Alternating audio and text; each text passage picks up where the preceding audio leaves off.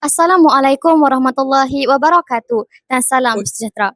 Hari ini merupakan satu detik yang penuh bermakna dan juga sebab buat seluruh warga Sekolah Menengah Kebangsaan Teluk Air Tawar.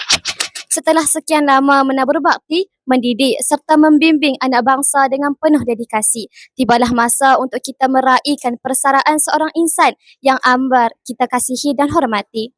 Beliau bukan sahaja seorang pendidik, malah seorang pembimbing, penasihat dan sahabat yang sentiasa memberi tunjuk ajar tanpa mengenal penat lelah.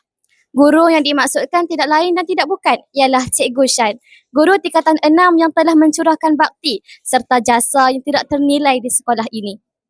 Hari ini, kita bersama-sama mengenang segala jasa dan pengorbanan beliau sambil meraihkan perjalanan baharu yang bakal ditempuh selepas persaraan.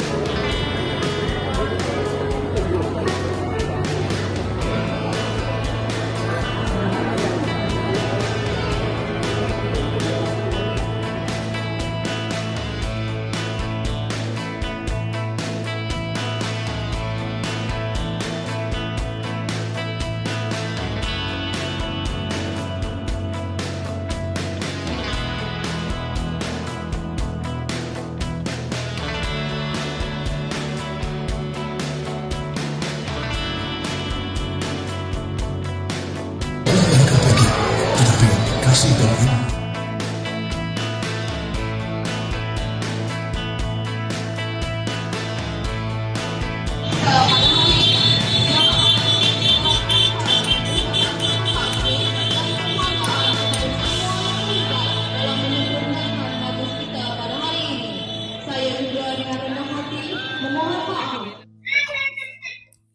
Setiap pertemuan pasti ada perpisahan.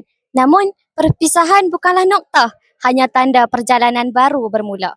Cikgu Shan, jasa dan ilmu yang dicurahkan akan terus mengalir, menjadi pelita dalam kegelapan, menjadi bekal sepanjang kehidupan. Hari ini kami lepaskan cikgu dengan penuh doa. Moga hari-hari mendatang bersinari bahagia. Moga langkah cikgu sentiasa dalam lindungannya. Walau suara cikgu tidak lagi bergema di kelas ini, namun nasihat dan tunjuk ajar tetap hidup dalam jiwa kami. Sekian sahaja liputan dari TV PSS. Terima kasih cikgu, terima kasih untuk segalanya.